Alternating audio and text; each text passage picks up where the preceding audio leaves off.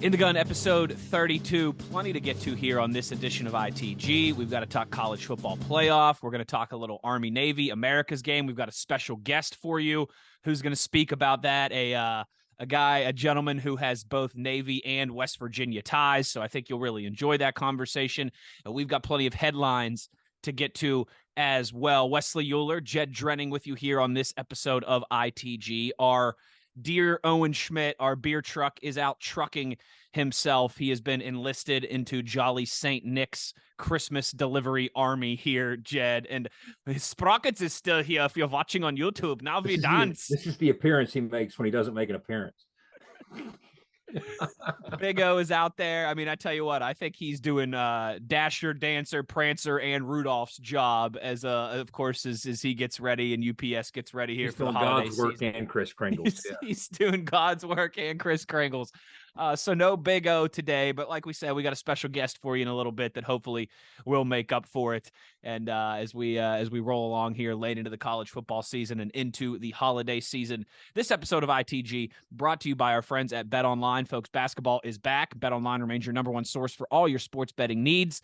You'll always find the latest odds, team matchup information, player news, and game trends at BetOnline. And as your continued source for all sports wagering information, BetOnline features live betting, free contests, and giveaways all season long. It's always the fastest and easiest way to bet on all your favorite sports and events, whether that's the NFL, the NBA, NHL, college sports, World Cup, MMA, tennis, boxing, and golf. So head to betonline.ag to join and receive your 50% welcome bonus with your first deposit when you sign up. Make sure to use the promo code BELIEVE when you sign up to receive your rewards. That's BLEAV at BetOnline, where the game starts. Jed, headlines here to get us started. As always, we've got some big D2 news as it relates to college football in West Virginia. We sure do. I've seen the number floated around West that somewhere in the ballpark of 500,000 kids play small college football. Owen did in Wisconsin. I did at Glenville. So it's close to our hearts. So Shepherd University now is the NCAA Division II Super Region 1 champ. Okay. In a rematch with IUP, they just blasted IUP. And now they'll advance to the National Division II semifinals to play Colorado School of Mines, okay, in the semifinals. Now, every time I hear Colorado School of Mines, you know what I think of, Wes? I think of Bob Stitt. Bob Stitt was the head coach that Dana actually, after the Orange Bowl win, gave a shout out to, because Bob Stitt was responsible. He was the architect of that jet sweep that we used Tavon to carve everybody up. So Dana gave, he was Colorado School of Mines. So you got a matchup between Shepherd and Colorado School of Mines, a great Division II football game. And meanwhile, you got Tyson Badgett, the quarterback at Shepherd. Now, this is a kid who was in the transfer portal, but he stuck around at Shepherd. The numbers he's put up, they're off the charts. I mean, he's approaching 160 career touchdown passes, more than any college football player to ever walk the earth. I mean, to put this in perspective, Wes, I mean, at Glenville State, as you know, we threw every down, we threw getting off the bus, we lived and breathed to throw the football, okay? I think he's approaching like twice as many touchdown passes as I might have had, So he's putting just insane numbers up. Now, what they've done is they've done a heck of a job up there with the head coach is Ernie McCook, and he's done a great job with that program. We had some battles back in the day. So the old Jed, I can't imagine the younger Jed looking at this and congratulating Shepherd on anything. We were doing battle with the Monty Cater, Jeff Castile teams, but great job of the Shepherd Rams. Best of luck to them. And my old, what used to be the West Virginia Conference stomping grounds, now it's, of course, they're part of the PSAC. But great job as a Division II program. Hats off to them. So best of luck this weekend. Yeah, absolutely. Let's go take down the Colorado School of Mines. There you go. And bring back a national championship to the Mountain State, baby. Coaching carousel. Speaking of, you mentioned some coaches' names there, some of your own coaches. It's that time of the year in college football. Let's throw a couple of these, discuss just a couple of these briefly, Jed. Couple quick thoughts. The biggest one, obviously, Dion to Colorado. He's bringing his luggage, so make sure you hit the transfer portal. Yeah, absolutely. I mean, what a time to hear a head coach say that. Hey, I'm bringing some people with me, so you might want to hit the portal. That's right. I mean, talk about blunt honesty. Hit the ejection button. Now, what's happening is there's a lot of stories now. I don't know if they've been corroborated or verified, but look up some of the background stories in terms of what was playing out at Jackson State. I guess there were some things that he was promised that he wasn't getting. He was paying for a lot of these things that helped enhance the program himself out of his own Hmm. pocket. But it's very interesting because say what you want about Dion, he's going to take a much different approach than others would with this Pac-12 job at Colorado. So he's either going to go down in flames or he's going to get this thing cooking. And in an age where the sizzle sells as much as the steak, Yeah. boy, what better guy to have in a Cool. situation like Colorado's in than trying to sell that sizzle, trying to populate that portal and get the right kids in place. Now, as I understand, you got to be careful because with the incoming recruiting class at Colorado, a lot of those kids, now again, I'm reading this secondhand, a lot of those kids are from Texas.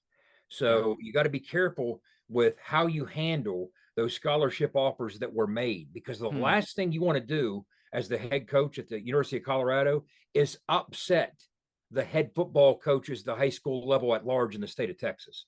That's going to be a lifeline you need. So you better tread cautiously in terms of how you honor or handle those Hmm. offers that were already That's a made to good point. Texas high school kids. So it's something to keep an eye on. But well, I'll tell you what, this is going to be buzzworthy throughout the course of the offseason. Oh. I'm sure this is a story that we're going to get a lot of all the way up to the beginning of next season. Yeah, and including next season as well, too. This will be Mm-hmm. one of the things I mean, Jed, I don't care if you're college football junkies like we are, or if you're just a casual sports fan. I think everybody is interested to see Yeah. what Dion does in Boulder.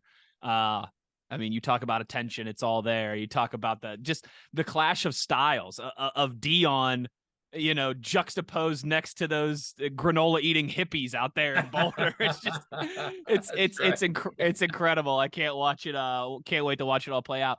Jamie Chadwell to Liberty to replace Hugh Freeze. Yeah. After what he was able to build, a nice run there at Coastal Carolina, he's off to Liberty. I don't know if that He's one wasn't only making surprising to me, but that's why, because the money. That's why it's not he's surprising. only making 4 million a year. It's And the crazy. reason I say only is because Hugh Freeze's new deal at Liberty, Hugh Freeze was making 5 million a year. Yep. So I don't know. It's not surprising, but it's somewhat curious because Jamie Chadwell was a pretty in vogue name over the course of the last couple of years. There's a connection actually with the athletic administration. Matt Hmm. Wells, the W administration, Yeah. knows Jamie Chadwell very well. Grew up with him. Oh, They're interesting. tight friends. But yeah, Matt has some Jamie Chadwell stories. But what a job he did at Coastal Carolina! Obviously, putting them on the map. They were one of the biggest stories of the COVID season. But I'm with you, Wes. I'm not shocked, but it's just curious. And this one as well too. Maybe I am a little shocked, and it's certainly curious. How about Yeah. Scott Satterfield to Cincinnati? So leaving Louisville to go to Cincy, ACC for a program that's going to be in the Big 12. Uh huh. This is weird to me on both fronts. Jumping ship from Louisville to Cincinnati, I realize Cincinnati's program right now, as you and I record this on December 7th, 2022, Yeah. is in a better spot than Louisville's. But I think just taking a step back a little bit, comparing the two programs, I think most of us would agree that feels like a lateral move. Louisville, Cincinnati, Cincinnati, Louisville. And then from Cincinnati's standpoint, you are at this point now, the best your program has been in decades. Yeah. You really want to replace Luke Fickell with a guy who's been 500 in a week ACC. You and I were texting back and forth when this happened earlier Yeah. in the week. It's a bit of it's a curious one. It's a bit of a head scratcher. It is. And of course, he left behind the opening at Louisville, which today was filled by Jeff Brom. So the whole thing is just it's the cause and effect. The dominoes start to fall. But when Yeah. you look at the Satterfield hire, one of the things that struck me is okay, pay attention to this, is he did tell a national outlet that he fully intends on pursuing the kids that were part of the Louisville recruiting class and get them to go to Ooh. Cincinnati. So that's something to stay dialed into.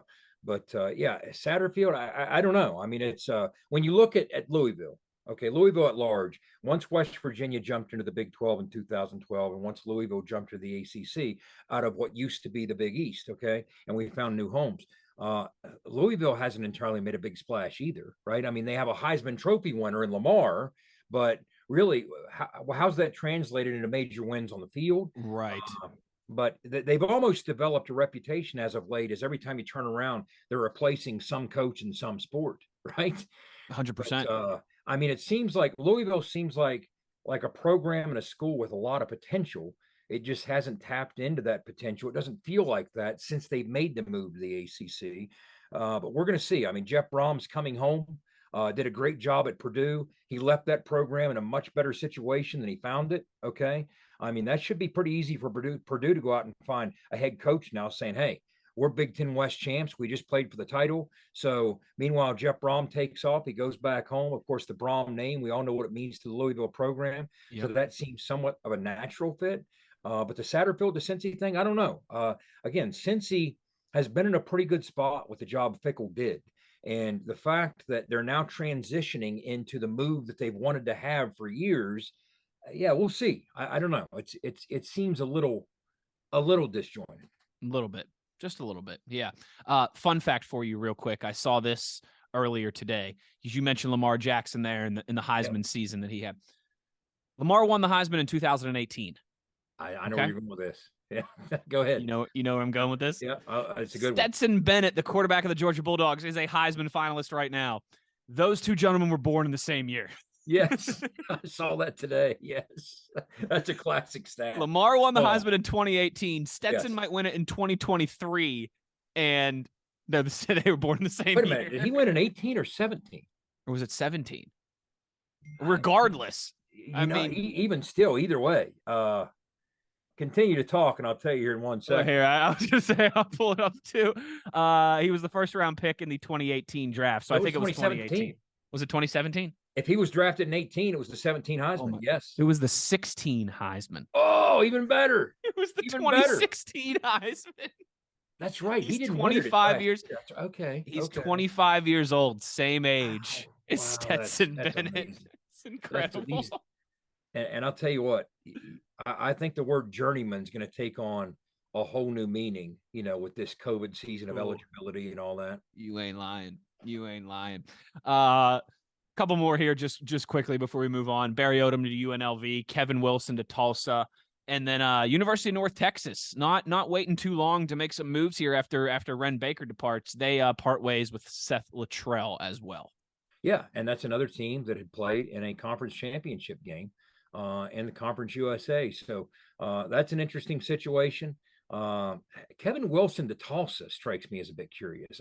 I know people who have been on staff with him in the past, and he didn't exactly blow their skirt up. But and then back to the Odom to UNLV thing. What I find fascinating there is Gary Patterson's name was, among others, attached to that job.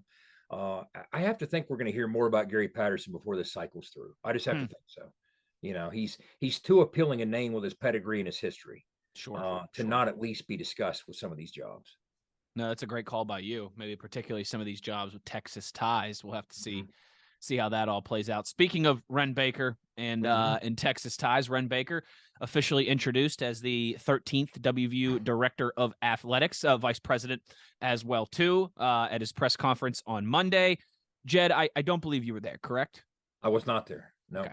Anything he said, though, anything that stood out from you? You and I, obviously, for those who haven't seen it or heard it or might have missed it, we did an ITG instant reaction episode. Jed and I did, giving our thoughts last week on the Ren Baker hire, but now he's officially been introduced as WVU's new AD. I think what it did, it served to reinforce the larger narrative that we've all kind of already discussed. And that is what we're anticipating is him to grab hold of the fundraising dimension of this job and really shake it and see where he can take it. I think the better part of that presser discuss things to that end. Okay. His involvement in Country Roads Trust, the relationship he's going to forge there, what he might plan to do from an NIL standpoint, that's all going to start with fundraising. That's all going to try. He's going to try and create revenue streams sometimes where they don't exist. That's what you're going to need to do. That's where this is heading. So we discussed that when the hire was made. Okay. We've talked about that ad nauseum in terms of what Shane did well, what Shane did that might have been called into question, the things that were looked at and the boxes that needed checked in terms of the new AD and why Ren Baker appeared to check those boxes. So again, fundraising are the buzzwords. I mean, that you keep hearing those attached to his name for good reason. He has a track record of it. Let's see where this thing goes. He's going to hop right in. And of course, he talked about the relationship that he looks forward to developing with Neil Brown, on the football front. So, and also what I thought was curious or interesting was was they said that multiple candidates talked about that as well. In other words, hey, working with Neil Brown's fine with us.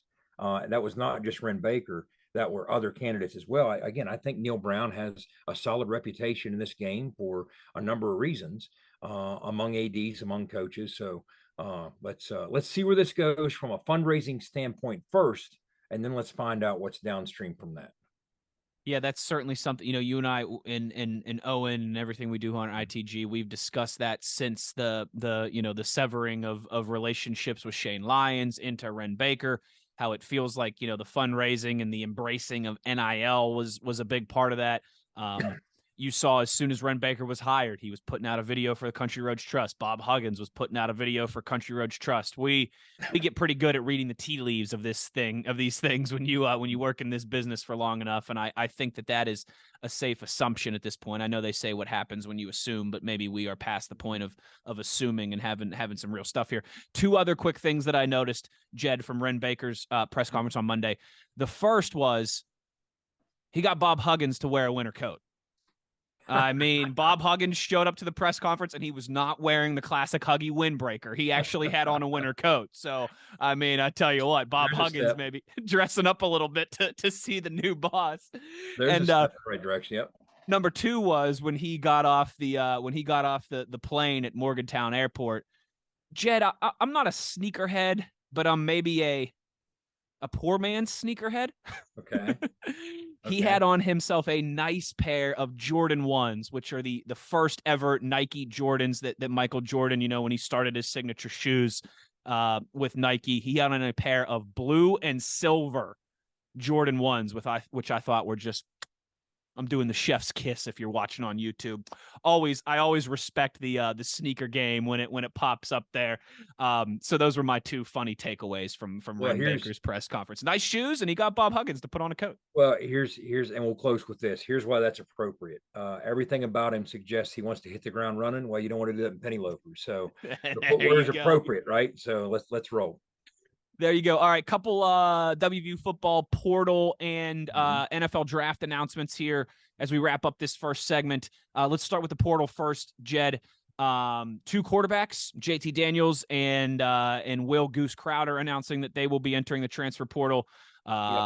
Reese as well too, Reese Smith, and then Big Mike O'Laughlin. So four guys on the offensive side of the football. The bigger names there, certainly. I do believe that there's been a couple more on the defensive side since in the last 24 hours here or so. But two quarterbacks and some familiar name playmakers there entering the transfer portal. Although I will say I don't think any of those shockers at the same time.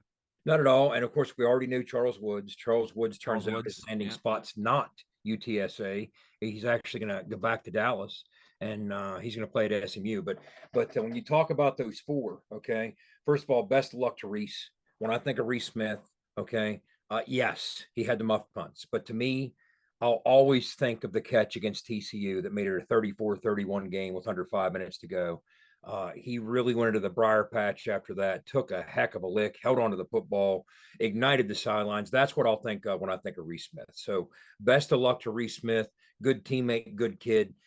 Big Mike O'Laughlin, what can you say? I mean, with the luck that kid's had, the bad luck with those knee injuries, I'll tell you what, he might be the only kid that I've ever met that if he goes to Pitt, I'm going to cheer for him. I mean, I'm a big Mike O fan. I'm on board with him all the way through. So best of luck to him, no matter where he lands, no matter what he pursues, not just as a player, but in life. Just real quick. Best of luck to Mike O, but my mom could enroll at Pitt, and I'm not cheering for her. So okay, your mom has better knee luck than Mike has. Okay, so when you look at the quarterbacks, my guy Goose, okay. I mean, he's been one of my sideline partners. What a great kid! What a fun personality. Yeah, I mean, I wish him the best. I do. I hope he lands somewhere good. I'm old college buddies. I played with his high school coach Chad Eads from Gardendale down there. We played together for Terry Bowden at Sanford. So I have a bit of history with what Goose comes from, and I'm absolutely pulling for Goose Crowder. If Goose Crowder's a stock, I'm buying it right now. Absolutely. And then JT. You can't fault JT. And here's what I'll say. I think JT served a purpose. That quarterback room he proved to be early in the season when we were desperate for somebody behind center to take the reins. Those other guys weren't ready to take the reins. They weren't. Now, I do like the fact that Garrett and Nico and the youth in that room got to sit in there and watch Spend JT time. and Yeah. appreciate how he approaches the game, because he approaches the game as a college player like a professional would. Now, what was interesting were the numbers that surfaced this week. We knew that he had a Zaxby's deal coming in. We knew there were some numbers at play when it came down to West Virginia and Oregon State. But the Athletic reported this week that it may be as high as $500,000 was involved in that deal to get him to West Virginia. Yep. But once again, we needed him early in the season at that desperate time to get us through those first couple games. I mean, I get the sense that where that quarterback room was, just being in camp, watching every rep in practice, had we gone to Pitt without JT, I don't think we'd have been complaining about a 4th and 1 non-call or a dropped pass by Bryce. I don't think it would have been a football game. It wouldn't have been a football game. And maybe the same with Kansas. But by the time those other kids were ready to play, part and parcel, that was because JT kind of set the table and helped get them along to that point. So again, he served that purpose. We filled a gap with him. So hats off, best of luck to you. I begrudge these kids nothing. I mean, they offered something to the program. This is a strange new reality that we have to embrace. You don't have to like it, but you have to embrace it. So yeah, that's where we're at with it. Yeah. That's well said. And I'm with you on all those things. I echo everything you just said about JT there. You hope the long-term effect, right, is that Nico and Garrett Green and even Goose, though he's going elsewhere, we're really able to learn from that guy how to be a professional, how to conduct yourself as a college football quarterback. And, you're right. There's been a lot of reaction from the fan base. I'm glad you brought that up, because I think we'd be remiss if we didn't at least mention it. The reports, from the Athletic, and I think On3 was the other outlet as well, too, that, that JT got something, around 500. Yeah, on 3. Yeah. That he got something around, $500,000 and housing and maybe a car as well, too, and some of those things. And there were some, I think, WVU fans that saw that and said, oh, geez, Louise, we gave all this money to JT Daniels and now he's leaving and he didn't even finish the whole season. Yeah. Jed, I looked at it the other way. When I saw all that, I was like, oh, hell yeah. You're telling me we can do this? Like, I was encouraged by that. Hey, you could certainly, now we could sit here and we could argue for an hour if whether it worked out or if it didn't with JT. That's a different conversation. Yes, that's right. Yeah. But to know that it's like the same conversation as you could sit there and argue forever if a coaching hire works out afterwards, right? But at the right time, if you're able to go out and get your guy, the person that you want, I think that's encouraging. WVU went out and they got the guy that they wanted, and they were able to match that price with some SEC and some Pac-12 schools in there as well, too, bidding. Yeah, that to me, I looked at that as glass half full. I thought, hey, if we can do this stuff to get JT Daniels, that means we can do this stuff to get the next guy, and hopefully it works out a little bit better. Wes, that's not to suggest, which is what we're not doing, that, hey, that's exactly what we signed up for with JT, and that's what we paid for. No, what you wanted was, I think ceiling, you're looking at an all-conference caliber quarterback. That's what you were hoping for. Him to stay healthy, be productive, find continuity. Well, that obviously didn't happen. But that's not to say we didn't get some value out of the addition of JT Daniels to our football team. Because I firmly believe we did. I think that room got better because JT was part of it. So well said. I think that's perfectly said. We're gonna wrap this up. When we come back here, we'll get into some college football playoff. Here, one closing note that's crazy on the portal, and this isn't the first time it's happened, Wes. Okay. I get messages from kids from other schools, Division I players that have played a lot, asking me how to get in touch with a coach. They're DMing me on social media. Say, hey, I'm talking SEC kids have done this.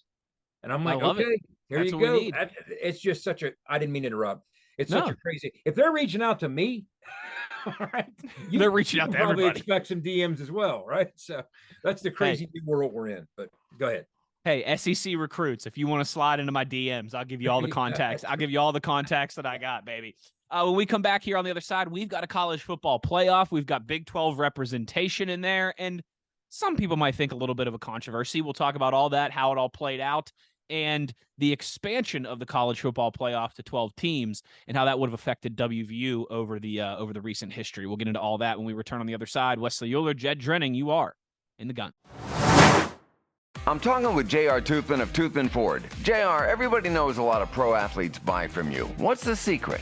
just like Will Greer, future Hall of Famer Frank Gore, James Washington, and many more pros. These guys have financial advisors that are always looking out for them to save time and money, and that's why they always shop at Toothman Ford.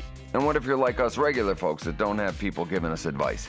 You don't need a financial advisor. Toothman Ford will save you time and money no matter who you are. Plus, we'll buy your car even if you don't buy from us. Visit toothmanford.com and get a quick, instant cash offer.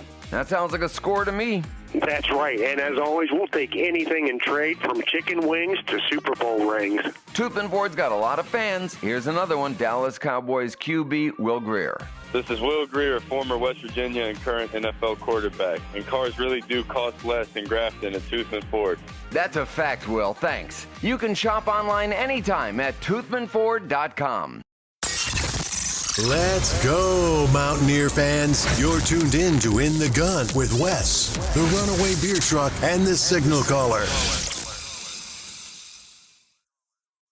Back in the gun here. It is December. It is the end of the college football season. We've got a college football playoff. Jed, the last time that it'll be just 4 teams until this thing expands to a 12-team playoff next year. We'll discuss that obviously here in just a minute, but we will pull up our final college football rankings graphic right now, Jed. And I guess I'll just ask you this to get us started. I mean, any real surprise there? Is this how you expected everything to play out? They got it right. To me, there was one question after the events of Saturday going into the poll coming out Sunday. Now, bear in mind, they have to get this right one more time.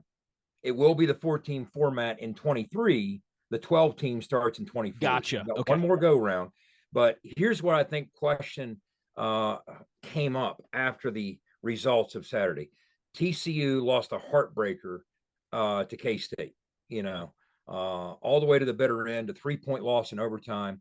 They were stopped in a goal-to-go situation. So the only question was going to be, would the committee begrudgingly keep TCU in? Because I didn't feel at any point a close loss to K-State was going to knock TCU out. I just couldn't bring myself to believe that. This was nothing like 2014. That was an entirely different circumstance. I didn't see any parallels. I didn't understand people's fear or conspiracy theories of TC not making it with a loss. So the only thing I wondered, was the committee going to begrudgingly put TC in and showing their begrudging approach to it by sliding them to 4 and letting Ohio State leapfrog into 3, or were they going to do the right thing and say, look, Ohio State, you're lucky to be here with the way things ended for you. TCU earned the right. We're going to keep them at 3. They're obviously not 2. Georgia and Michigan are playing the strongest football in the country. They're pretty locked in at 1 and 2. Matter of fact, some people have suggested this is one of those years you don't need the 4-team. The old 2-team BCS could have settled this with Georgia and Michigan. All right. But I don't think it was that big of a surprise at all. That was the only question is, would the committee be begrudging or would they do it the right way? TCU was going to get in no matter what. I mean, you just had to believe that. Yeah. So it settles at 3 and creates an interesting matchup because the other thing that figured in here, the committee said they never at any point discussed the possibility of avoiding an Ohio State-Michigan rematch. Do you actually believe that? Come on. No. I mean, just be more transparent than that. Of course you discussed that behind closed doors. You didn't want TCU being at 4. That's the other reason. You would have loved to have punished TCU and said, hey, you're lucky to be here. So lucky, in fact, we're going to put you at 4. Here's Georgia in Atlanta. There you go. Yeah. Well, that would have created Ohio State, Michigan in the opening round, and they did not want that rematch that quickly at all. So that was another reason to put TCU at 3. So what ends up happening? You got TCU and Michigan, which I think makes for an intriguing semifinal matchup. And then you got Ohio State and Georgia. And you know what? Ohio State, who knows if they have the guns to get in here and do what they did in 2014. Look, I wasn't one of those people that was entirely surprised when they went on that run in 2014. There are a number of teams that if you give them a shot, they'll get in this tournament and get hot and win the whole thing. Sure. That doesn't mean they earn the right to be in the tournament and do that. But this is a different circumstance. Quite frankly, outside of those 4, who are you going to put in? I mean, the Alabama argument wasn't a compelling one. It was almost sad to see Nick. I understand what he was doing. He has to get on there. He has to give his pitch.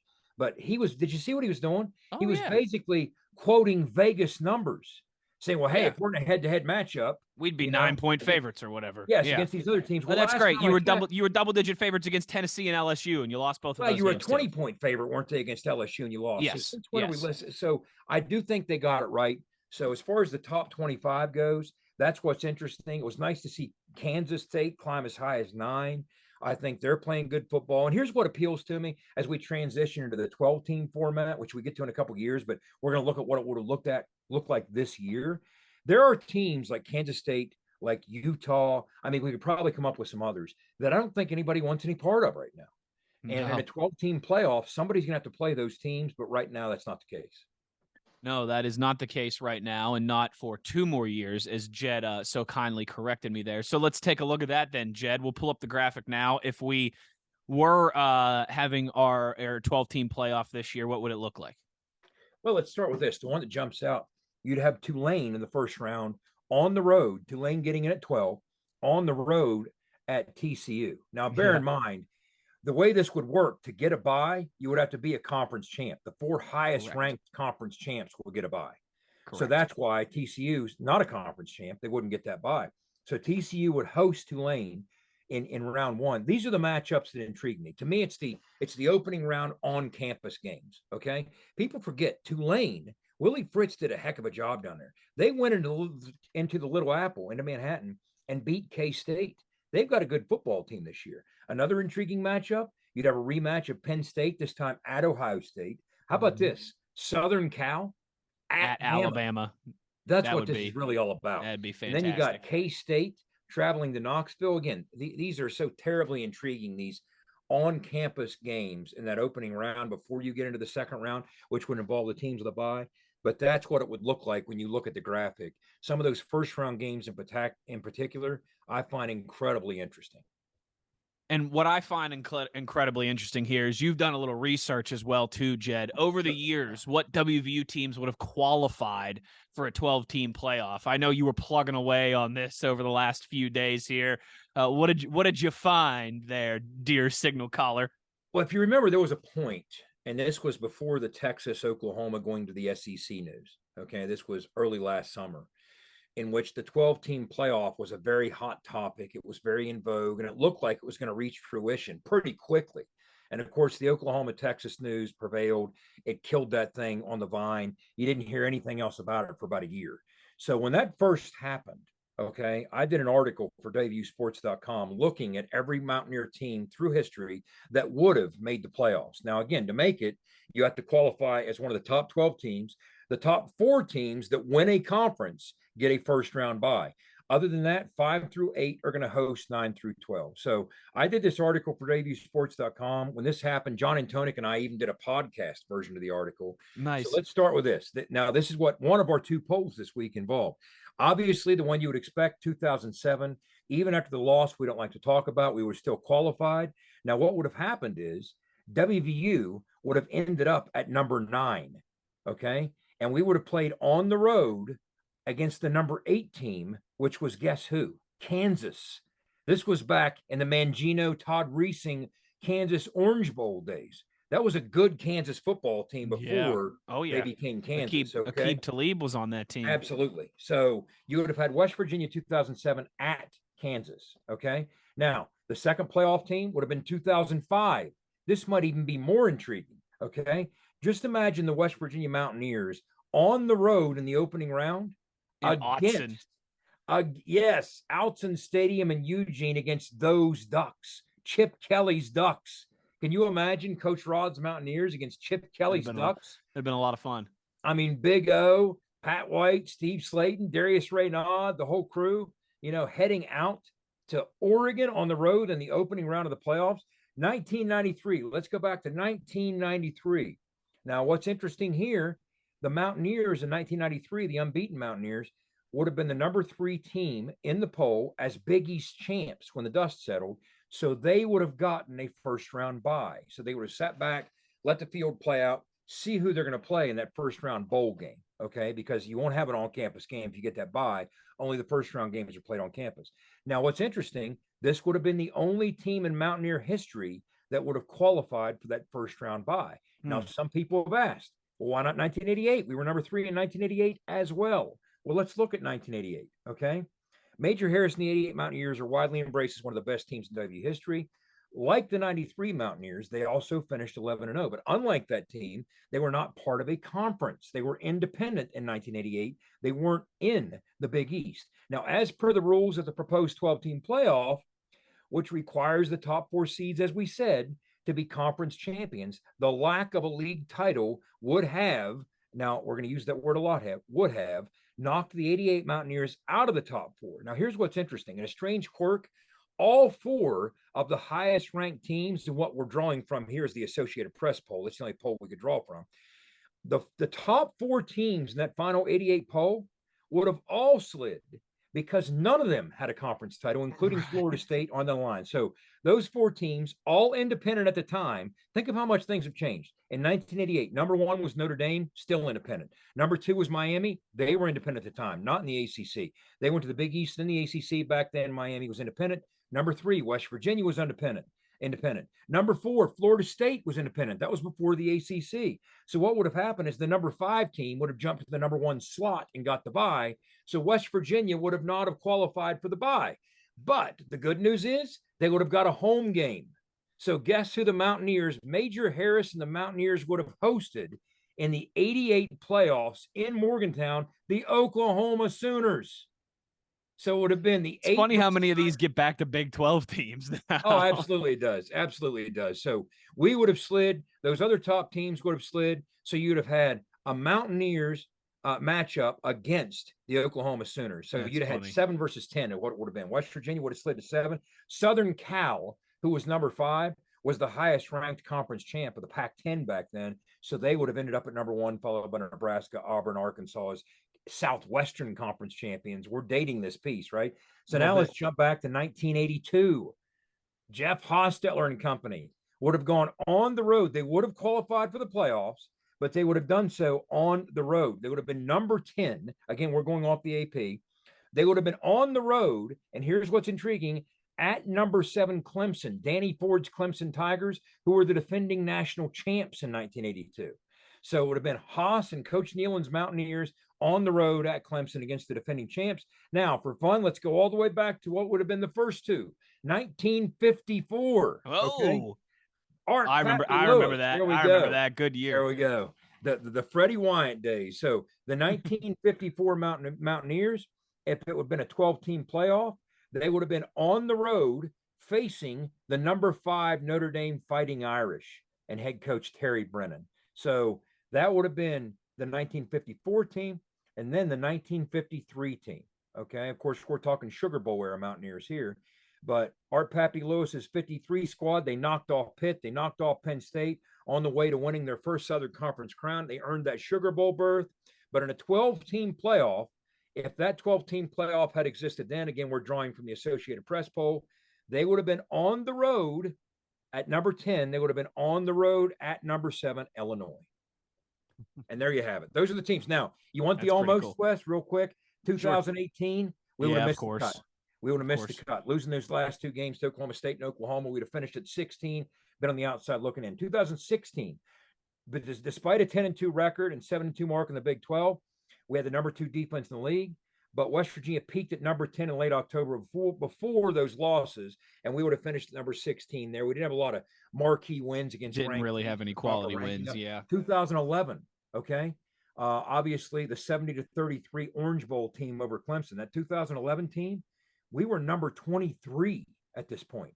We wouldn't even have come close to qualifying for a 12-team playoff. 2009, we were number 22. 1989 with Major, that team wouldn't have quite have qualified. We were number 17. So then you go back to 1969. Everybody likes to talk about Jim Carlin's team. What a great job they did. 9-1 in the regular season, but no marquee wins.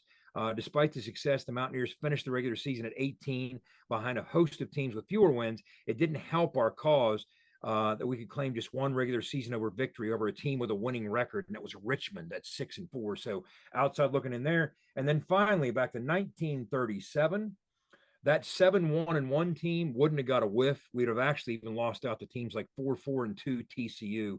We'd have been on the outside looking in there. Closer than you think, 2009, almost would have qualified, at least more higher than you think, number 16. 2002, the year we got hot toward the end of the season, had the big wins at Tech, the big win at Pitt.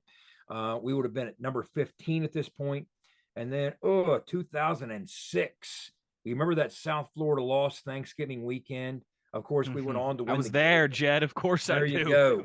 Guess what we would have finished that year? Number 13. Ooh.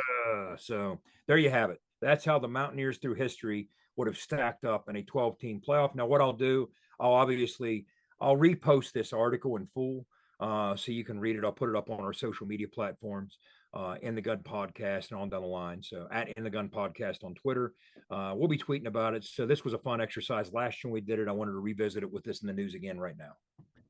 And speaking of our Twitter account, we did have a poll on this up at In the Gun Podcast, brought to you by our friends at Toothman Ford, asking if this 12-team college football playoff format had existed, which of the recent first-round matchups involving WVU teams would have excited you the most? Now, granted, Jed used recent here lightly because there's a couple options from the 80s on here. Well, I said recent because it involves teams from 53 and 54. Right? I know. I'm giving you a hard time. And obviously 93 was not an option because, again, WVU would have had a bye, as Jed outlined there. And not surprising to this to me on this one, Jed, it's the one that I voted for. WVU at Oregon. Just the intrigue of the way that both of those teams played offense and the weapons that they had, the intrigue of playing a team in Oregon that you have no history with, really, as WVU, the cross country, different conferences, and just a really fun environment out there in Eugene at Autzen Stadium as well, too. That was number one. Number two was 88, Oklahoma at WVU. Number three, 2007, WVU at Kansas. And then WVU at Clemson in 82 was the last one. But the Clemson game didn't get more love. Defending champs, guys. Come on, Haas, Coach Nealon. Anyway, moving on.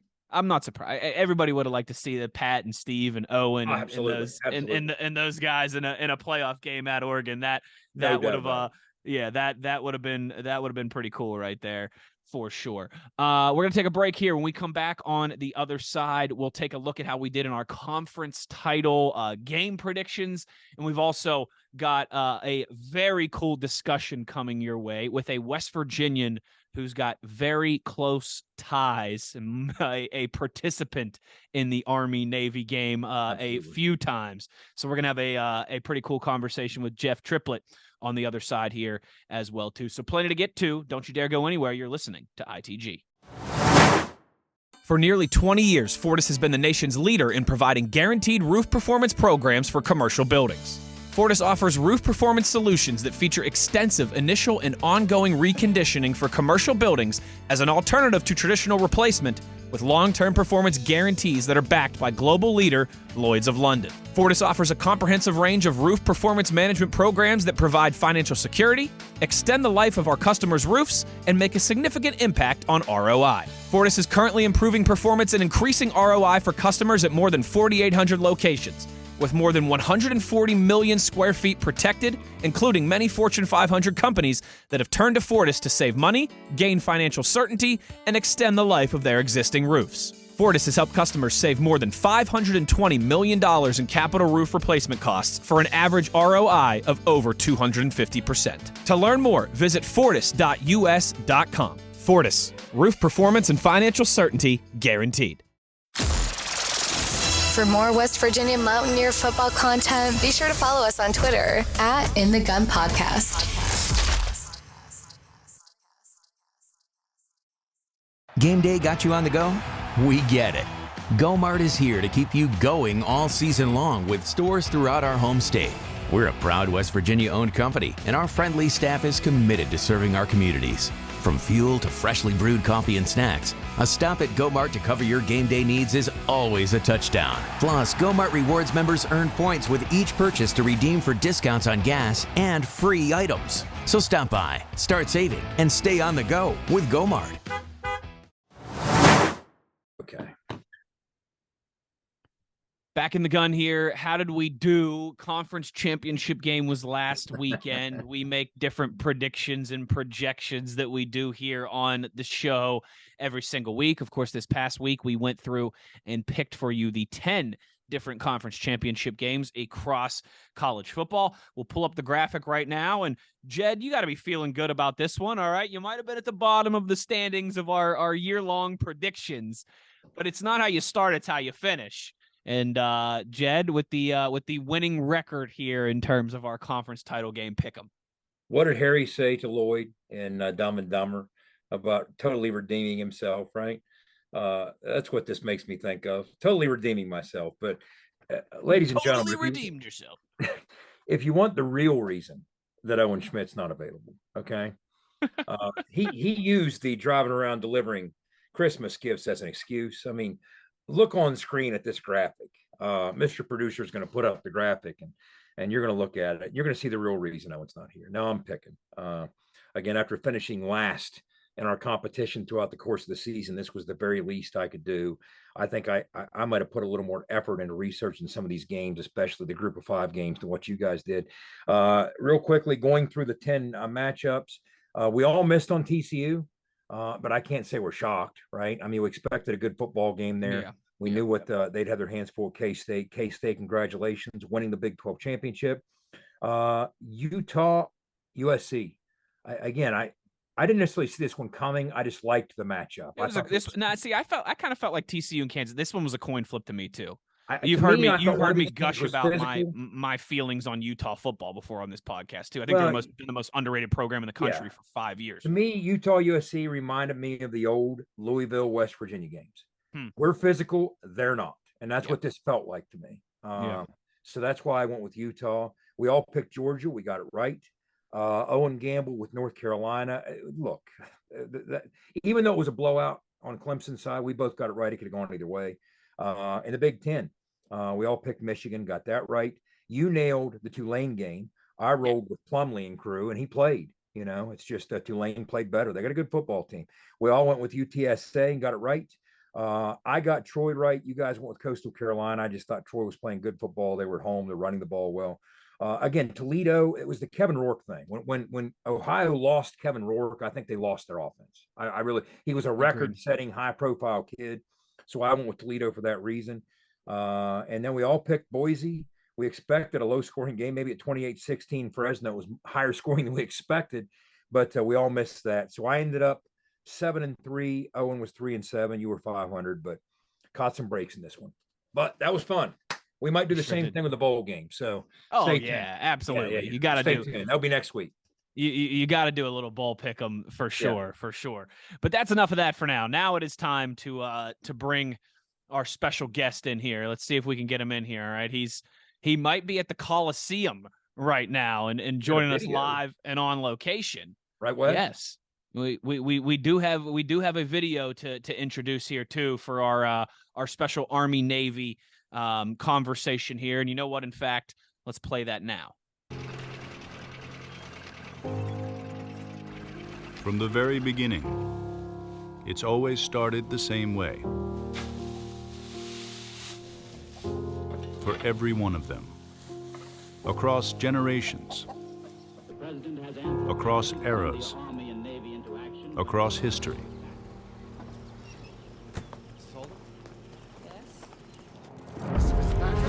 Over more than a century, they've all waited to get the same word. To get word that they've been chosen. Chosen to sacrifice. Are you kidding me? To dedicate. There's a letter. To serve. Dear Mr. Elliott. Dear Mr. E. Dear Mr. Holden. You've been selected for a mission. And authorized to report to the United States Naval Academy. United States Military Academy. 9th of July, 1960, 1921 On 12 July, 2001. Annapolis, Maryland. West Point, New York. So proud of you, son. Are you sure about this? Yeah. You hear that? Boy's gonna be an officer in the United States Army. Only they know what it feels like to be a different kind of kid. The kind of kid willing to risk life for country. So many people ask, why would he ever commit to going to this type of an institution? It's scary as a parent. It's something I think every parent thinks about. But you're proud of them on the other hand, you know?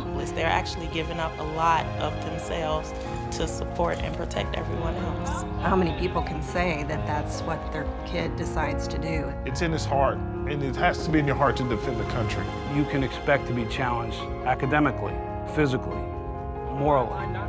Your summers, basically don't exist. You miss out on the kids' holidays. It's not going to be an easy journey.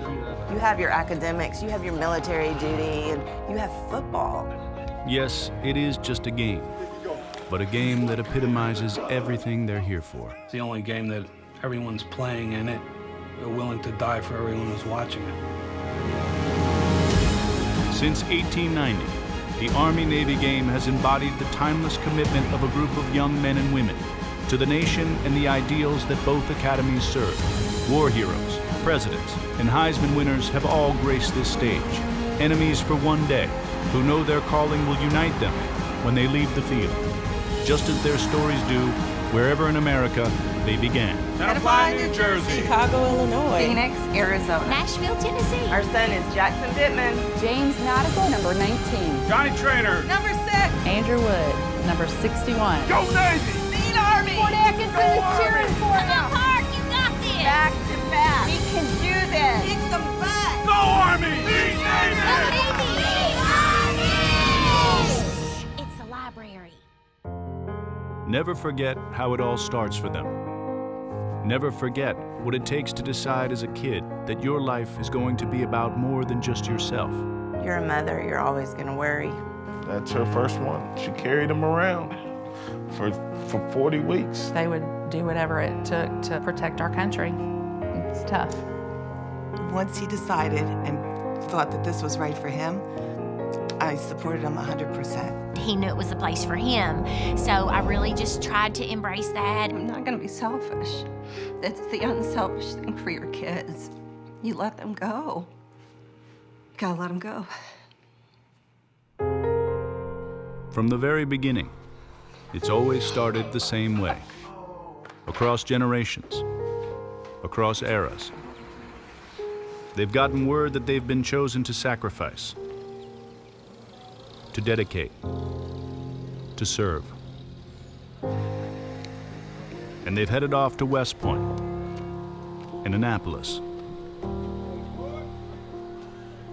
It takes a certain kind of kid to commit to these institutions. Now today in a football game, celebrate the courage of every man and woman to ever make that commitment. Pretty cool stuff there, Jed. Very cool stuff. You can't beat that. You absolutely can't. That's awesome. I love it. It's one of our favorite games every single year. One that is a bucket list item for a lot of people, myself included. And pretty cool. One of the best, if not the best, traditions in all of college athletics, certainly in college football. Joining us now is a guy who knows a thing or two about the Army-Navy game. Jeff Triplett, an Elkins, West Virginia native, former Navy punter with us as well, too. Jeff, how you doing, partner? Thank you for taking the time to do this.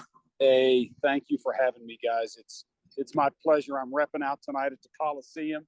Of course, Navy came to play the Mountaineers tonight, and this guy had to put on his Letterman sweater and his Navy ball cap. That's pretty cool. Pretty cool. I didn't count many Navy fans in the stands. Yeah, I think from the first background, Jeff, we might have thought you were on assignment on board of some destroyer in the Black Sea there or something, you know. But we caught the Coliseum in the background. Now, first of all, you guys got to understand, this fella and I go way back. Okay, I don't know him as Commander Triplett. Okay, I'll put it to you like that. But we kind of grew up in the same circles. We played against each other in high school. We attended a lot of the same camps. Jeff's been in my life for 35 plus years, right? He's good people, salt of the earth. So when we were talking about, I really wanted some intriguing content to honor what this game's all about this week. And the first thing I thought was, I got to have Trip on here. I got to have Jeff on here as a guy who, let's start with this. You played at Navy. And I'll never forget one of the proudest moments I had in my college career was sitting down and watching your game our freshman year and listening to Brent Musburger talk about in freshman Jeff Triplett trots onto the field to punt for the Naval Academy. So walk us through the process. First of all, how'd you end up at Navy? Guys, it was recruiting has changed a whole heck of a lot since you and I came through, Jed. Mm-hmm. And I was not the top recruit out of the area. A defensive tackle out of Buchanan by the name of Brad Dawson is who Navy was actually recruiting. And Milan Vuletic, defensive coordinator, went to Buchanan and Upshur to visit Brad Dawson. In the film that he looked at, and we used VCR tapes back then, right, Jed? Yes, we didn't have Huddle. We sure did. So the tape so Brad had a good game against us. That's the tape that their coach showed him. Well, I had a good game against Buchanan. And after Milan Vuletic left Buchanan Upshur High School in his visit with Brad Dawson, he contacted Coach Casey at Elkins and came to visit me. And Navy was not on my radar, but a week before the the Saturday after the Army-Navy game back in December of '87, I had a visit in my living room with Mom and Dad with Coach Vuletic, and he was pitching that to us, and I had no dealings with the military. My dad wasn't in the military, so that was a brand new experience for me. So that's when I was looking at West Virginia and Marshall, University of Virginia, and some other D2 schools within the state. And I didn't know really what I was getting myself into. Now let's put this in perspective. You remember what you told me, Jed? I do remember, and I meant it. I absolutely meant it. And I tell you, when I actually talked through this decision with Jed before that spring, and of course you came to my going away party that summer. Yeah. And when you told me that if I had the chance, I'd do it. Absolutely. I think what I told you, Jeff, was of any school in the country, that's the one I'd choose if I had the opportunity. Yeah. So now bear in mind the world we lived in. The world we lived in. Okay. This was kind of at the time when the academy schools were first becoming cool. Okay. I mean, Top Gun came out, the original Top Gun, not Top Gun Maverick, in 1986. So we were right on the heels of that. Yep. I mean, you had Thomas Magnum was the in vogue private investigator on TV. He was a Naval Academy grad. He was a quarterback at Navy. Everything about Navy was cool. And when I found out you were going, I'm like, dude, what are you even debating though? Come on, you got to do this. You absolutely have to do this. And I'm sure you're glad you did. I'm glad you did. I'm sure your family's glad you did. Look what it led to. You ended up meeting your wife. It changed your life. So very wise decision on your part.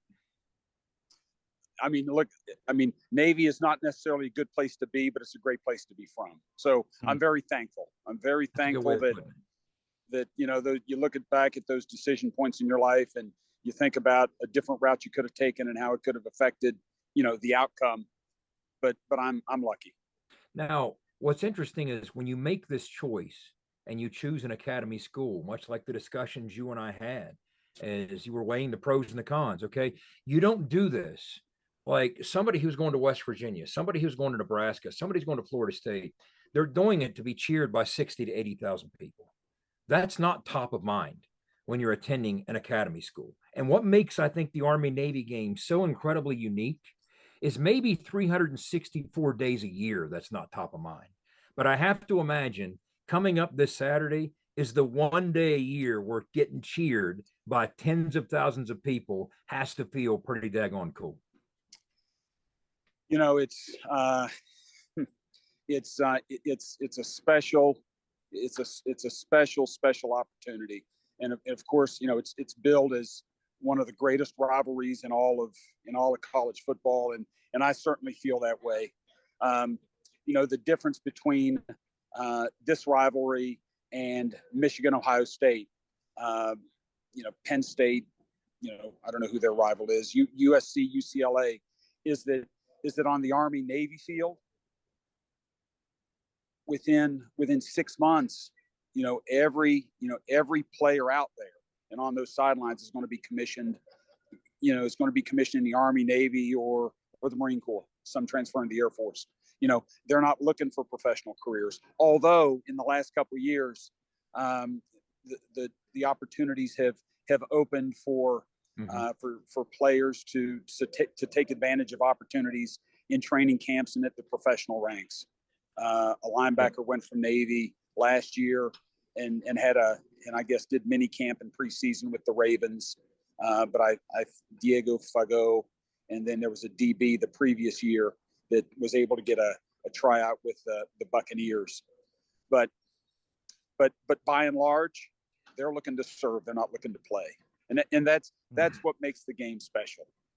And it's been said by folks much wiser than myself. Okay, that something else that makes this game different.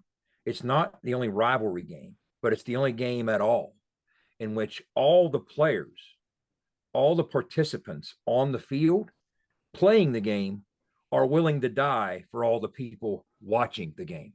That's powerful. And you know what? I've never been to an Army-Navy football game. I've been blessed enough to attend an Army-Navy basketball game. Okay. Zach Spiker was the head coach, and I got to go watch Navy at Army when I was training with Pfizer back in 2014 and early in 2014. I almost say that's like, I've never attended a no-hitter, but I've been to 2 one-hitters, right? The same thing as going to the Army-Navy basketball game, right? But I look at it like this. I almost got to do the national color for the military bowl, and it looked back in 2020 like Navy was going to be part of it in Annapolis, and I was geeked. I was already watching tape. I was already doing my outlines. I was already breaking down the personnel, and of course COVID killed that game. We didn't make it to the game, so I never got to do it. But what I want to ask you here is too, Wes, you've talked about this. You've talked about how meaningful a rivalry game at the end of the season can be. Even if you're having a poor year, if you beat a rival at the end of the year, it can change the whole dynamic. Well, we're talking to the right guy. Jeff Triplett is a guy who his senior year at Navy, they were 0-10 and then beat Army.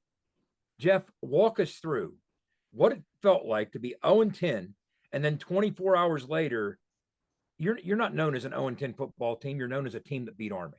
We beat Army, and looking back, I'm wearing my Letterman sweater. Okay, I'm wearing my Letterman sweater. I love it. Still looks good. Still looks good on you, by the way. Sure does. It's a little tight, but I'm wearing this tonight. I got hot inside the Coliseum, but this star, you get the N for lettering in your sport, but you get a star when you beat Army. How cool is that? That's when awesome. when you actually play in the game and you beat Army. My sophomore year, I did not play. I started the season, but I didn't play in the Army game. We beat Army then, but I didn't get the star. That is cool. But I got the star. That's awesome. For awesome. for the 1991 win when we were 0-10 going in. And we beat the shit out of Army. I think we beat them about 24-3. We had a freshman. We had a freshman quarterback that ended up playing, I think, in the European League a few years later by the name of Kubiak, Jim Kubiak. Jim Kubiak. Yeah. You want to know how much the game's changed, Wes? Here's how much the game's changed.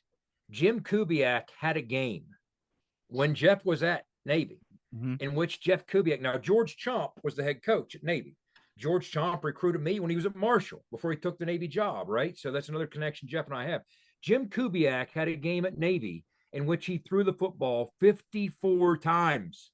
Can you imagine? No, I a can't. game in which Navy threw the ball 54 times? That's like a game. It's like a game in which Texas Tech only throws the ball 9 times or something like that. Yeah, that's hard to imagine. That's awesome. Yeah, that's the one, Jeff, that I most wanted to talk to you about was that senior season 0-10, nothing goes your way, but you beat Army at the end.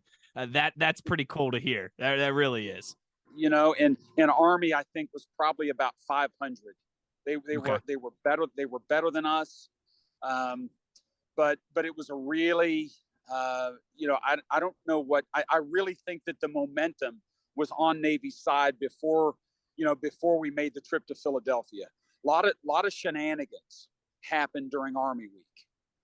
Okay, and there are Army cadets that are exchange students to Navy, and we have Navy midshipmen who are exchange students at Army.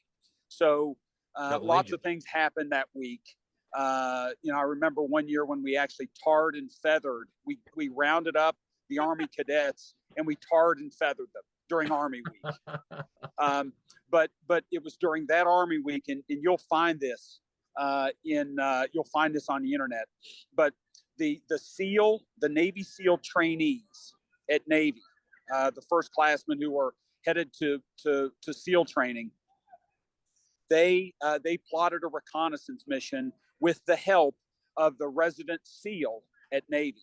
And what they did is they planned the trip up. They planned to go up and capture the Army's mules. They captured the Army mascots. That's awesome. Okay, and so they went up. They were undercover. I guess they were dressed as Army cadets or whatever. And Army was expecting they were expecting something, but they weren't expecting the plan to be as well executed as this was. So they literally overpowered the guards, and I think they tied up or detained the guards in the stables before. That's awesome. And they only had so much time where they could literally load up these mules and get out of Dodge. And the highest levels within the Pentagon were made aware of what was happening, and there was hell to pay for somebody. But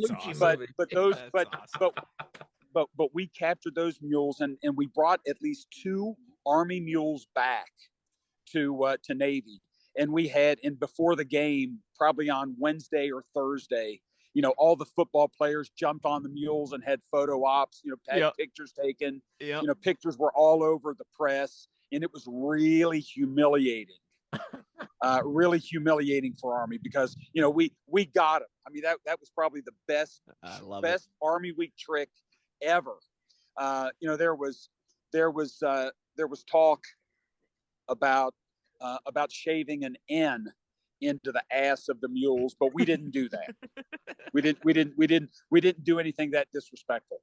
So the momentum was definitely swung Navy's way that week. That's great. And I don't know. I guess it was not until after the game that we gave the mules back.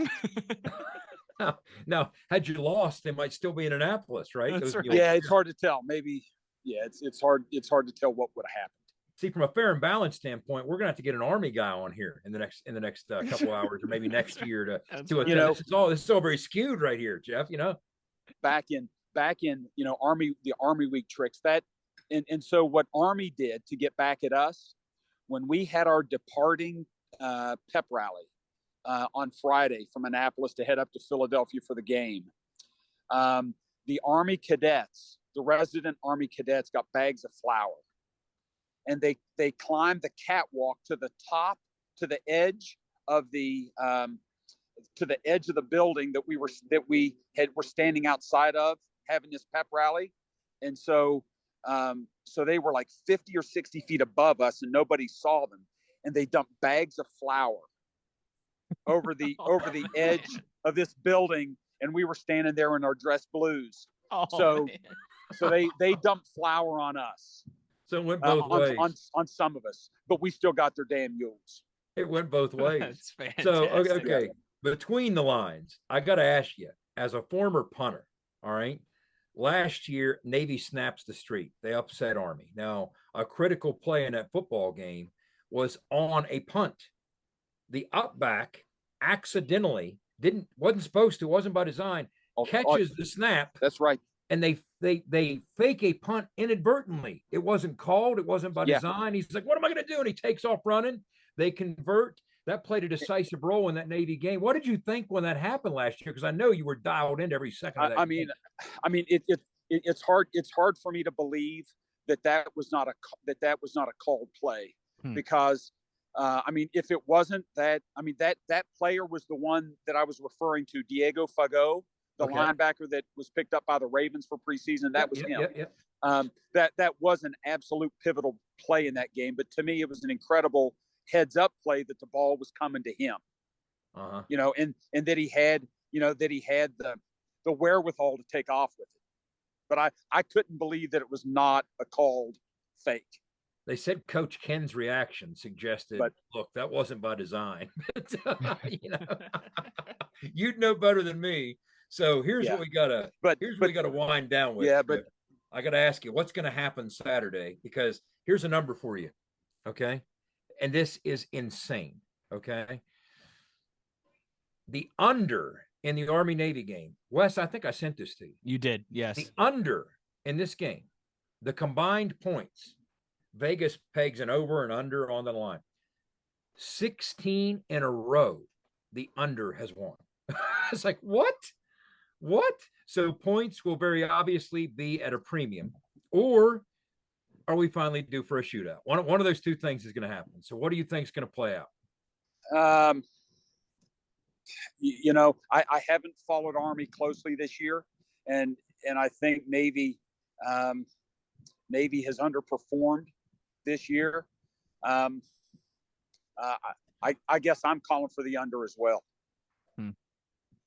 And in a Navy victory, yeah, we assume. And a Navy victory. I'm lucky enough to get up to the game to go to the game this weekend. Yeah. My son and I are going to go and join some teammates. So we really look forward to it. Tell us about the goosebumps and we'll wrap this up. It's just, I can't imagine taking that field in that environment. I mean, there's the Iron Bowl, there's WVU Pitt, there's Ohio State, Michigan. It's just, I think that's a different animal. I'm so happy that college football at large has decided to give them such a wide berth.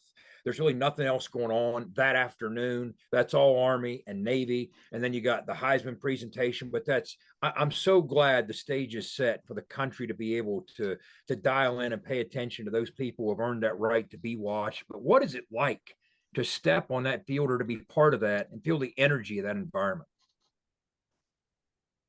As a wide-eyed 18-year-old from Elkins, I mean, I was awestruck in my first Army-Navy game. And it really wasn't until years after that I really appreciated what that rivalry is and what it means to so many people. I mean, the top generals in the top brass in the military, the President of the United States, members of Congress come to the game. We never, as players, we never saw the march on. We didn't get to appreciate that. But I never, as a player, I never saw the march on, never participated in a march on. But I really didn't appreciate what the game meant until after I got out and became an alumni.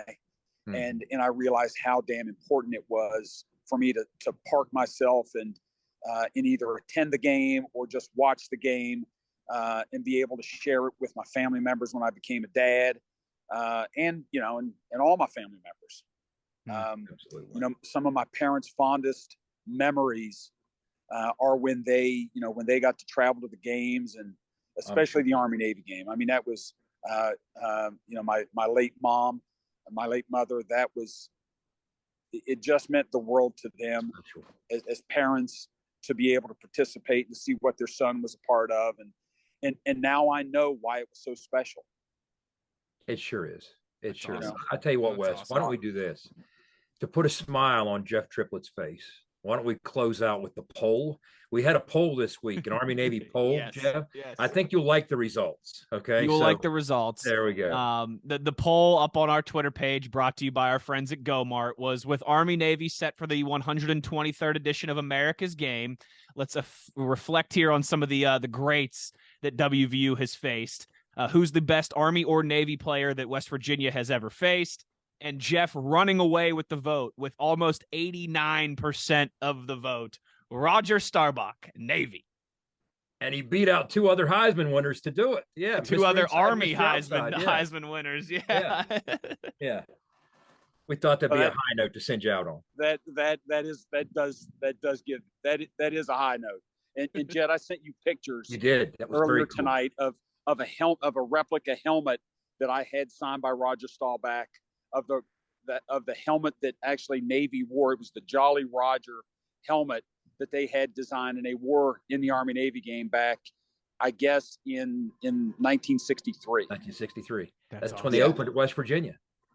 Yep. That 51-7 game in Morgantown. Yeah. Roger Staubach was like 17-22, played a great game. Oh boy, he was the real deal. I mean, he was so far ahead of the curve in the college game. He really was. He really, really was. It was probably another 10 years before you saw somebody as legitimate as him from a dual threat standpoint. But I tell you what, that's something else, Jeff. I'm glad you sent that to me, because that helmet Wes, you're going to check this out. I'll post that on the Twitter account as well. That replica Staubach helmet that he had signed. But that was kind of, as Jeff said, the precursor. I mean, one of the things now that's really trendy are the uniform releases for both sides in this game. If you guys haven't seen it, please search on YouTube for both the Navy uniform release, the Army uniform release. This year, Navy has a NASA theme going to celebrate the graduates who went on to join the space program. And Army has some cool stuff going on with too. Uniform. I tell you what, I get goosebumps and inch high just watching the uniform releases for those schools, you know? And when, you know, they didn't do uniform releases when I played, but what they did do, and this was a big deal. The large majority of Navy and Marine Corps commands around the world, ships, you know, every ship has a decal or has a design and a patch with their motto on it. Just like every Navy air squadron, every Navy submarine. So they all have a patch, you know, that they wear on their flight suits or whatever, you know, esprit de corps. Well, what they did for the Army Navy game back then, and they probably still do it, Navy football sends out a request for these patches all throughout the Navy. So there are, you know, over 100 patches that players have to choose from. Wow. So you know, those players that were going to go into Marine Corps, they picked Marine Corps type patches. Those who were going into the Navy picked Navy patches, or Navy, you know, if they were going pilots would pick Navy air patches.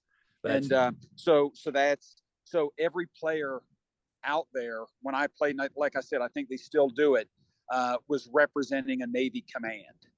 That's very so cool. That's you know, so that game, and you know, you just knew that the whole Navy, you know, guys on watch, towing the line, you know, on duty, were watching that game around the world. And you know, during the game, you'll see promotional spots or spirit spots, you know, Navy commands anywhere around the world, you know, wishing, you know, supporting their teams, Navy and Army commands. It's awesome. Well, they say that it takes a different kind of kid to choose an academy school, and you know, and as a lifelong friend, I can attest to that. He was a different kind of kid, and he's turned into a different kind of man. And I'm proud to know you, and I'm glad you could take part in this. And I'm holding you to this. I expect our viewership in Randolph County to skyrocket. Okay, there we go. We better have record numbers in Elkins, in the greater Elkins area, as we call it. That's what I expect.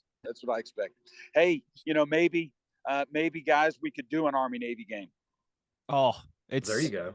There you go. That's bucket list for me. Like that's top 2 or 3 bucket list. I'm serious. If we could, you know, you let me know and I can arrange for tickets. I mean, it's listen to this. Jeff, we will hold you to that, certainly. You let me know. Oh yeah. That's you awesome. Let me know. That's awesome. Absolutely.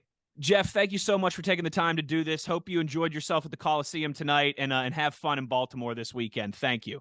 I will. Appreciate it. Well, the game's in Philly. Oh, it's in Philly this weekend. Okay. Game's in Philly. Okay. Game's in Philly. Well, I wish it was Baltimore.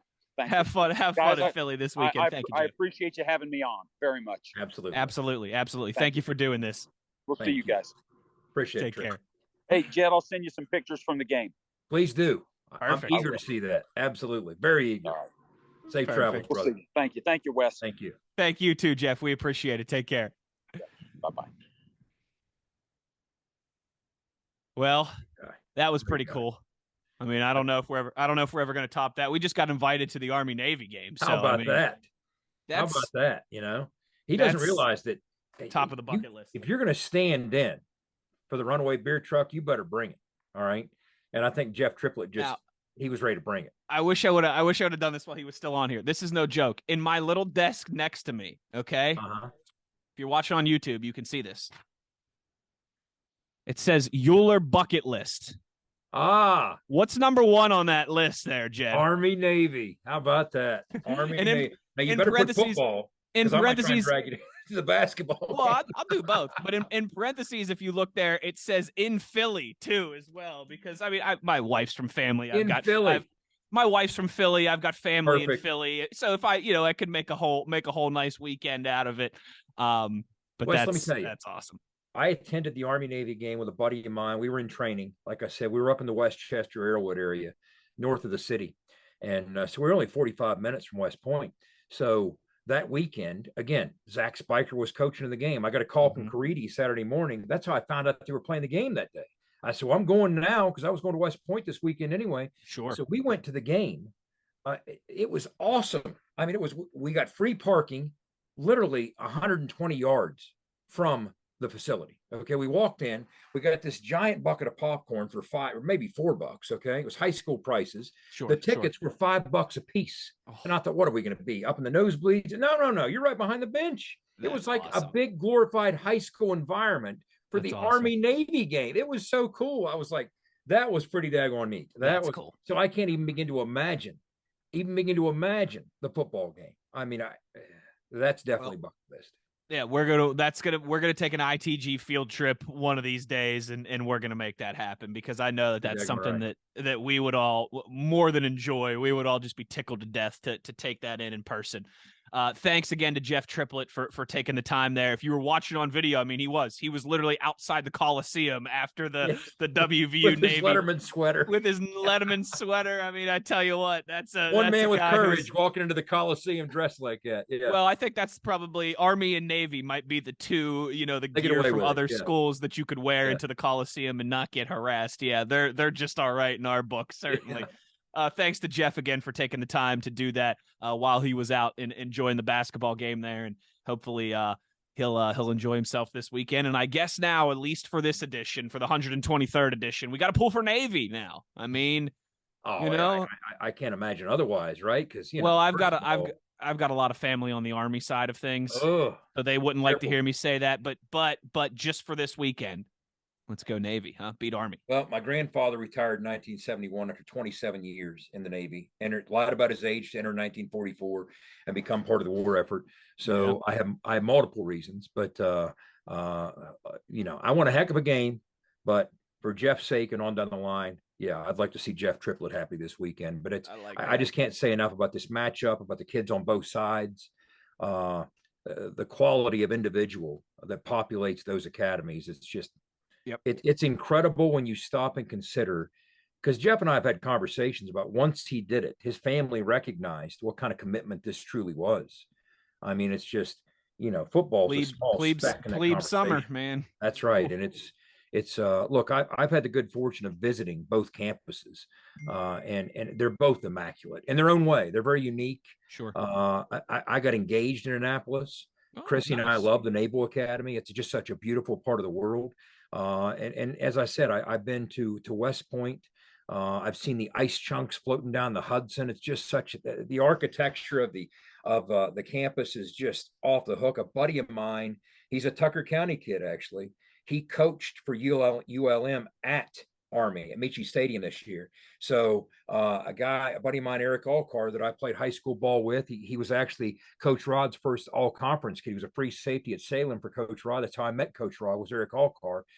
He attended the game. His son coached at Michie Stadium against Army this summer. And he said, cool. I'm absolutely going to that thing. Are you kidding me? Heck yeah. So everything about this game is hats off. It's just absolutely those who perform in it, those who have performed in it, the sacrifice and everything that they've offered beyond that. I don't have a dry eye when I watch these CBS intro videos. I just don't. I mean, I have a weak spot for that type of thing. And I can't say enough. I don't think really words describe the type of people, the sacrifice they're willing to make. And again, one of those intro videos from CBS in years past is where I heard that quote. It's the only game you'll ever see in which those participating in the game on the field are willing to die for those watching it off the field. And I'm like, that sums it up. Yep, certainly does. And like Jeff said too, you do battle there, and then for those that are graduating, within 6 months, your teammates with the guys that you were just lining up across trying to beat so badly. You don't get that certainly anywhere else, and that's what makes it so unique. Thanks again to Jeff for taking the time, and make sure you're keeping an eye on all of our social accounts, as we'll be sure to share those pictures that he sends to us on Saturday. We got to get to our last break. When we come back on the other side, we'll wrap up this episode of ITG. For nearly 20 years, Fortis has been the nation's leader in providing guaranteed roof performance programs for commercial buildings.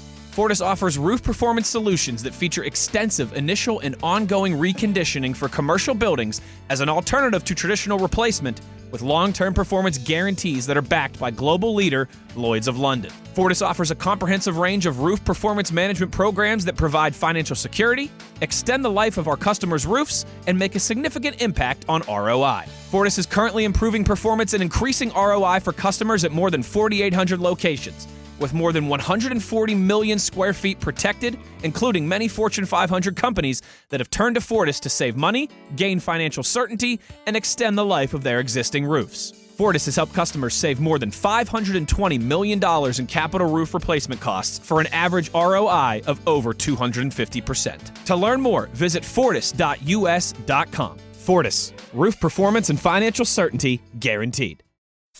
Mountaineer Nation, have you visited us online? For great gifts and gear and our entire episode playlist, check out itgfootball.com.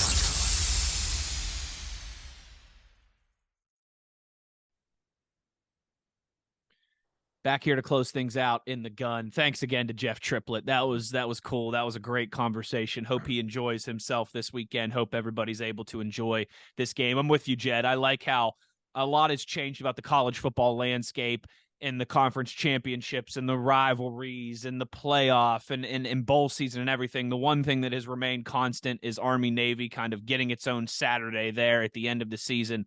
I hope that does not change, because it's very cool to have just all the eyes of the sport on that moment and on that game. And it's something that those guys certainly deserve. So thanks again to Jeff for lending us his time there, and hope that he enjoys himself this weekend. Jed, that will do it for this episode of ITG. Thanks once again to our friends at Bet Online for presenting this episode of In the Gun. Make sure you're going to betonline.ag for all of your gambling needs. Jed, it is the holiday season, and we've got a call to action here for our ITG listeners. We are trying to build up the visual element of this podcast as well, too, right? Audio downloads are doing well. We're trying to build up the video element of this. Jed puts in a lot of time to putting these different graphics and things together that we pull up on the screen on YouTube during the show. So we're looking to get 1,000 subscribers on YouTube. All right. We got about 600 some now right now, Jed. Yep. Does that sound about right? We're looking to get to 1,000. We're looking to get into the 4-digit territory there on YouTube, right? To start building this thing up. As soon as we hit 1,000 subscribers on YouTube, we're going to do some cool giveaway that's going to feature, Owen Schmidt prominently. All right. There might be some autographs. There might be some memorabilia. We still got to nail those details down. But you go to our YouTube page, you subscribe. In the Gun Podcast is where you find us on there. As soon as we hit 1,000 subscribers on there, we're going to do some cool giveaways for all of our loyal ITG listeners out there. So make sure you're getting at us on YouTube as well. And, it's probably a good thing that Owen's not on here, because Lord only knows what he might offer. Well, that's a good point. Yeah, you might be able to get another calendar. I mean, there's a lot of different things here. Yeah, that's right. A lot of different things to land in his locker. That's exactly right. But what we're going to have in the coming weeks, and again, there's going to be more reasons to kind of tap into the visual side of this as well as we move forward. But in the coming weeks, as you talked about, we're going to have some fun with the bowls. We, the three of us, involved with some bowl stuff. But also we got NSD coming up, National Signing Day coming up on the 21st. Now, Tony Creedy and I do a big WebEx for the university, for the school. So this is the couple weeks a year where I get absolutely waist deep in recruiting, and then I drain the plug and move on when the tub's draining out. So I'll have plenty of stuff from talking to high school schools, from breaking down tape. My mind will be overflowing with recruiting information on the incoming 23 class. So we can also put together something pretty quickly to chronicle or break down what this class is going to look like. And of course, more and more each day, we hear portal news, and part of the portal news entails West Virginia making offers to kids who have entered the portal. Okay. So that'll be some interesting content before the holidays, or right around the holidays as well. So we got some stuff coming your way in the coming weeks to obviously occupy us. I mean, here we are. This episode was the first one post football for us, post Mountaineer football. And we had absolutely no problem even filling 90 minutes. It's not going right? to be an issue. It'll get much more lean than this. But there's going to be some pretty cool content coming your way. It'll continue to. ITGfootball.com, In the Gun podcast on all your social media channels. Rock with us on YouTube as well, too. Help us get to 1,000 subscribers, and we'll do some cool giveaways to celebrate. And, of course, before we go, be an ear, tell an ear about your new favorite WVU football podcast. Tell them to subscribe to our YouTube channel as well, too. Right. For Jed Drenning, for the On Assignment, helping out St. Nick, Owen Schmidt, I am Wesley Uhler. Thanks for listening to this edition of ITG, everybody, and we'll talk to you soon. You've been In the Gun.